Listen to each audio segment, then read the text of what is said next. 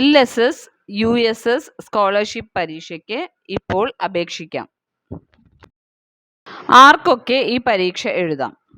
ഇപ്പോൾ 4ാം ക്ലാസ്സിൽ പഠിച്ചുകൊണ്ടിരിക്കുന്ന വിദ്യാർത്ഥികൾക്ക് LSS പരീക്ഷയും 7ാം ക്ലാസ് വിദ്യാർത്ഥികൾക്കുള്ളതാണ് USS പരീക്ഷയും.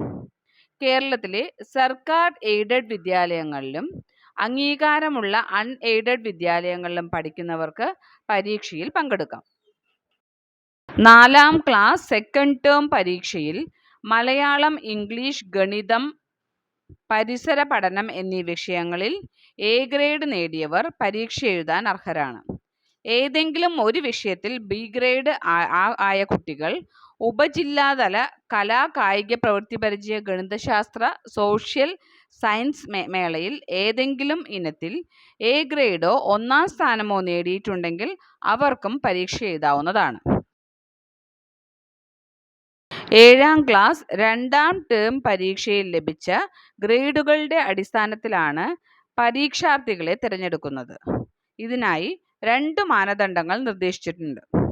എല്ലാ വിഷയങ്ങൾക്കും A ഗ്രേഡ് നേടിയവർ എന്നതാണ് ഒന്നാമത്തെ മാനദണ്ഡം.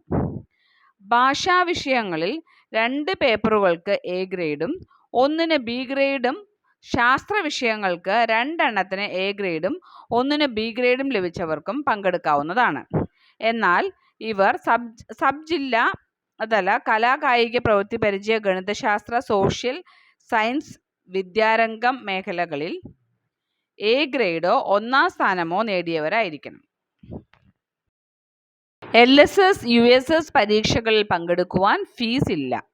4ാം ക്ലാസ്സിലെയും 7ാം ക്ലാസ്സിലെയും മുഴുവൻ പാഠഭാഗങ്ങളും പരീക്ഷയ്ക്ക് ഉൾപ്പെടുത്തിയിട്ടുണ്ടാവും. സ്കോളർഷിപ്പ് എത്ര?